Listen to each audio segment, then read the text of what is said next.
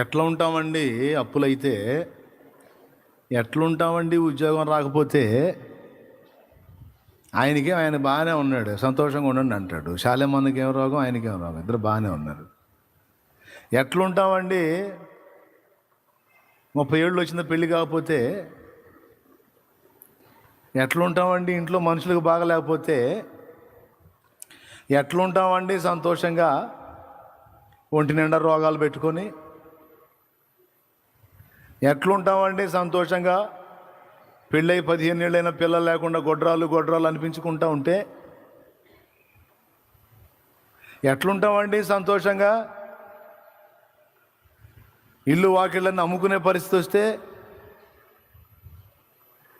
ఏదో చెబుతూ ఉంటారు సంతోషంగా ఉండండి అని. ఎట్లుంటాం? మరి ఉండటానికి అవకాశం లేకపోతే ఆయన ఎట్లుండమన్నాడు? ఇది నా ప్రశ్న. ఉండటానికి అవకాశం లేకపోతే ఆయన ఎట్లా ఉండమన్నాడు? అంటే ఎల్లప్పుడూ సంతోషంగా ఉండడానికి అవకాశం ఉందన్నమాట. ఉంది. దేన్ని బట్టో మనం ఆలోచిస్తే ఒకే ఒక్క మాట, ఏదున్నా లేకపోయినా దేవునితో నీకు సమాధానం ఉంది, అది చాలు.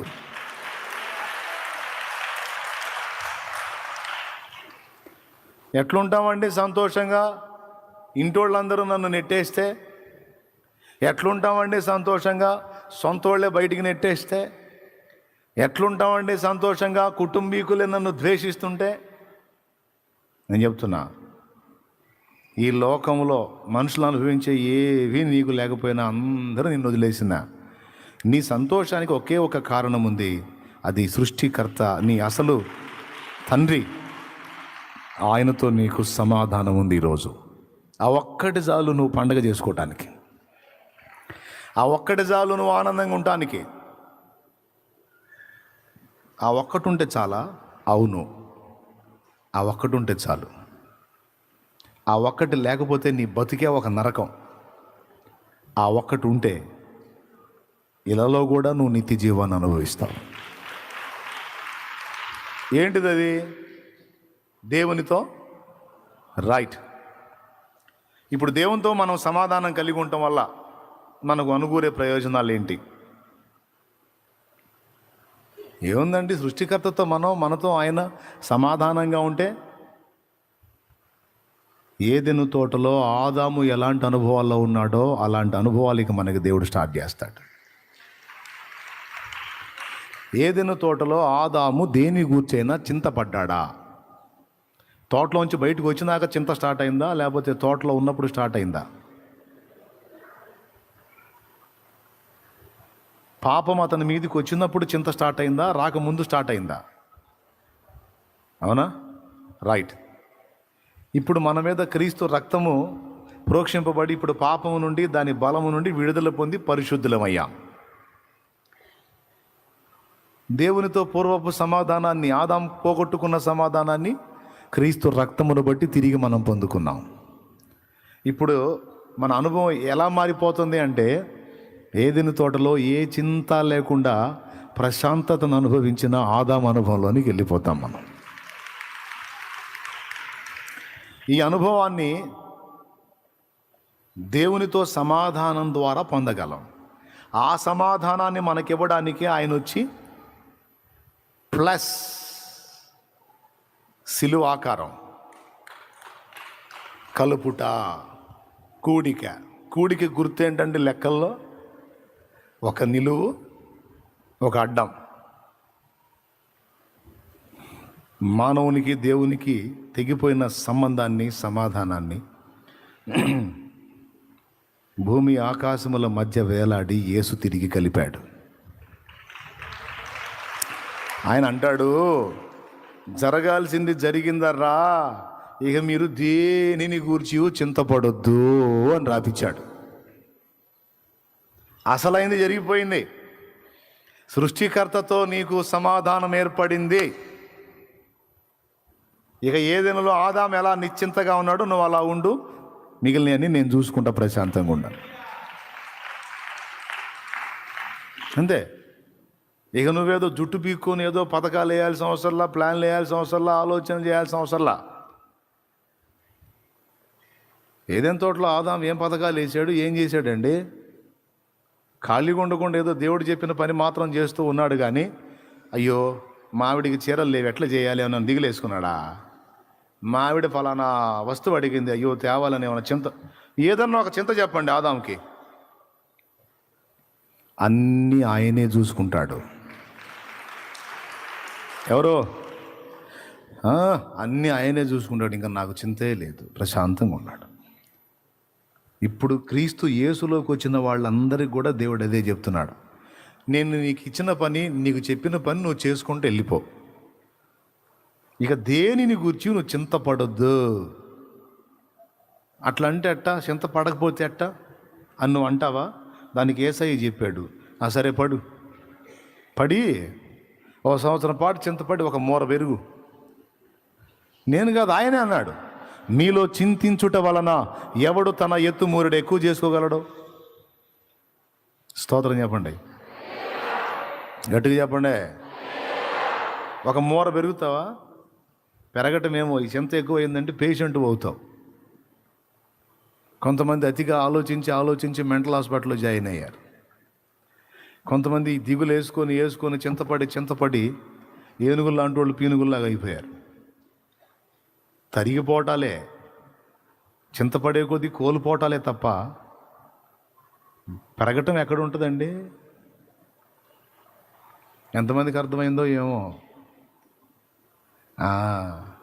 జరగాల్సిన అసలు సంగతి జరిగింది కనుక, సృష్టికర్తతో ఒకప్పుడు తెగిపోయిన సమాధానం ఈరోజు నీకు కలిసింది కనుక, ఇక ఆయన నీ జీవితంలో ఇక జోక్యం చేసుకోవటం మొదలు పెడతాడు. తన చేత్తో ఇక నిన్ను పట్టుకొని నడిపిస్తాడు.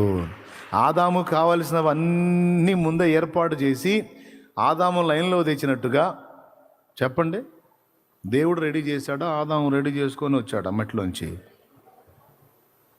చెట్లు ఎవరు మొలిపించారు? ఆ జలములు ఈ జలములు ఎవరు ఏర్పరిచారు? వెలుగుని ఎవరు సృష్టించారు? సూర్యచంద్ర నక్షత్రాదులను ఎవరు చేశారు? పశుపక్షాదుల్ని, జంతుజాలాన్ని, ఫలవృక్షాలని మొత్తం రెడీ చేసి అబ్బాయి గారిని లైన్లో తెచ్చాడు.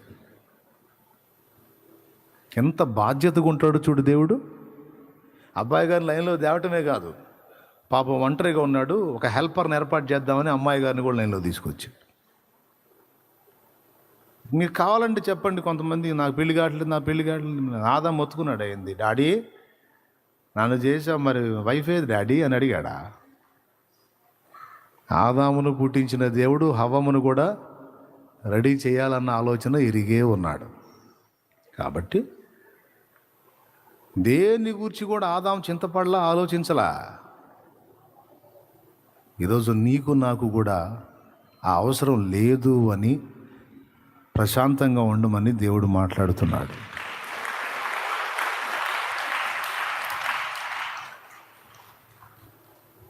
కొంతమందికి డౌటు,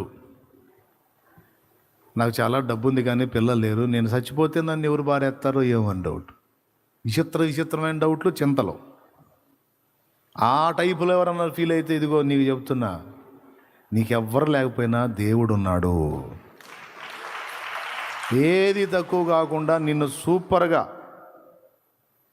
పిల్లలు గలవారి కంటే కూడా ఎక్కువ వైభవంతో నిన్ను ఆయన నడిపిస్తాడు. ఆయన బాధ్యత కలిగిన వాడు. ఒకప్పుడు ఆయనకి నీకు సంబంధం లేదు, అప్పుడు నువ్వు ఆలోచించు. ఇప్పుడు ఇందాక ఎత్తుకున్న విషయం అక్కడే. ఈ సమాధానం అనేది లేక లోకంలో లక్షలాది మంది, కోట్లాది మంది అల్లాడిపోతున్నారండి. ఈరోజు సృష్టికర్తతో నీకు నాకు ఉన్న సమాధానం వాళ్ళకి లేదండి. వాళ్ళకన్నీ ఉన్నాయండి, ఆత్మహత్యలు చేసుకుంటున్నారండి. వాళ్ళు పెద్ద స్టార్స్ అండి, చచ్చిపోతున్నారండి. వాళ్ళకన్నీ ఉన్నాయండి, వ్యసనపరులు అయిపోతున్నారండి. వాళ్ళకన్నీ ఉన్నాయండి, ఫ్యామిలీలో సమాధానాలు లేవండి, విడిపోతున్నారండి. వాళ్ళకన్నీ ఉన్నాయండి, పిల్లలు చెడిపోతున్నారండి. కుటుంబాల్లో ఈరోజు అని ఏడుపులేనండి అన్యజనుల జీవితాల్లో. ఎందుకు? అన్నీ ఉన్నా, ఇంకా ఎన్నున్నా అసలైనది సృష్టికర్తతో సమాధానం. అదొక్కటి లేకపోతే ఇక ఎన్నున్నా హ్యాపీ ఉండదండి, ఎన్నున్నా సమాధానం ఉండదండి, ప్రశాంతత ఉండదండి. అందుకేనండి మనిషి వెతుకుతూ ఉంటాడు చూడండి. ఆ గుడని, ఆ గోపురం అని, అదని వెతుకుతానే ఉంటాడండి చూడండి. నేను వెతికానండి, చాలామంది భక్తులు వెతికారండి, మీరు కూడా వెతికారండి. సంతోషం ఎచట ఉందని, సమాధానమెచట నాకు. ఏసై దగ్గరకు వస్తే ఒక అన్యుడు ఏసై చేసేది ఏం లేదు. ఆయన రక్తంతో ఈ వ్యక్తి పాపాలు కడిగి తండ్రితో వీనికి తిరిగి అనుబంధాన్ని లింక్ చేసి ఇంక పో బాబు అంటాడు. మీ నాన్నకి నీకు కలిపేశాను, ఇద్దరిని మిమ్మల్ని కలిపేశాను, ఇక మీ ఇద్దరికి మంచి సంబంధం ఏర్పరిచి నీకు పో అంటాడు. ఇంకేది కావాలన్నా నా నామంలో ఆయన అడుగు అంటాడు. వింటాడా? తప్పకుండా వింటాడు. పో, నా నామం నేనున్నాగా, మధ్యవర్తి నేనున్నాగా, నా నామంలో వెళ్ళు, నేనున్నావు. తండ్రి నువ్వు వేరు కాదు. ఇక తండ్రి నీకు ఇంక విముఖుడై ఉండడు, నీ వైపే దృష్టి పెట్టుంటాడు. ఇక ఒక మాటలో చెప్పాలంటే నాయనా, నువ్వు చెడిపోయి లోకానుసారిగా తిరుగుతున్నా తండ్రి నిన్ను ప్రేమిస్తానే ఉన్నాడు.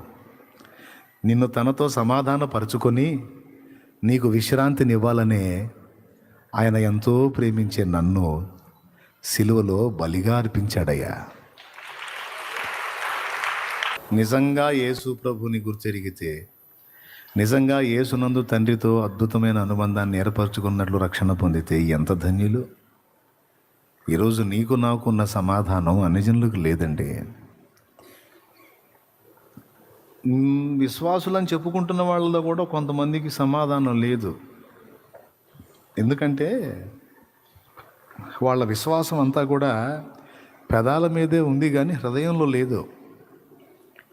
హృదయంలో విశ్వాసం నిండి ఉంటే ఆయన వాక్యంలో చెప్పాడు, విశ్వసించేవాడు కలవరపడడు అని. నువ్వు నన్ను నమ్ముతున్నావా? నమ్ముతున్నాను తండ్రి. నేను నిన్ను ప్రేమిస్తున్నానని నమ్ముతున్నావా? నమ్ముతున్నా తండ్రి. మరి అట్లయితే కలవరం ఎందుకు? వేదన పడతావు ఎందుకు? కాదులే తండ్రి, పరిస్థితులు అట్లున్నా. అరే అవి నేను మారుస్తానని విశ్వాసం ఉందంటావు, మళ్ళా నువ్వు ఏంది అంటే, కాదులే తండ్రి నిన్ను ఇబ్బంది పెడుతున్నానేమో అని. ఊరి నీ పిచ్చి పాడుగాను, నన్ను ఇబ్బంది పెట్టడం ఏమిటి? కాదులే తండ్రి కొంచెం ఎక్కువ కాస్త సమస్యగా ఉందిలే అందుకని. అరే విశ్వాసం ఉంచుతున్నానంటావు, నమ్ముతున్నానంటావు, మళ్ళా సమస్య. నువ్వు రిలాక్స్గా ఉండు నాన్న, నువ్వు రిలాక్స్గా ఉండమ్మా, ప్రశాంతంగా ఉండు. జరగవలసిన అసలు కార్యము జరిగింది. నువ్వు నాతో సమాధాన పడ్డావు. ఏదెను తోటలో ఆదాము ఉన్నట్టు నువ్వు రిలాక్స్గా ఉండు. నా దాసుడైన పౌలు చూడు, దేనిని గూర్చి చింతించకూడదు అని చెప్పలేదా మీకు? సంఖ్యలలో ఉండి కదా చెప్పాడు నా బిడ్డ. ఏంటి మరి అంటే సంఖ్యలలో ఉన్నప్పటికీ కూడా చింతపడనక్కరలేదు అని నా దాసుడు గుర్తించాడు. జైల్లో పడ్డ చింత లేకుండా ఎట్టుంటుందంటే నా ప్రభువుని నేను నమ్ముతున్నాను, ఆయన సెలవు లేకుండా వీళ్ళు నన్ను ఇక్కడికి తెచ్చారు అంటే ఆయన సెలవు అయింది. ఆయన సెలవు లేకుండా నన్ను ఏం చేయరు. నన్ను ఏదన్నా చేయాలంటే ఆయన సెలవు ఇవ్వాలి. అందుకే 16 మంది సైనికుల మధ్యలో పండుకొని పేతురు హాయిగా నిద్రపోయాడు.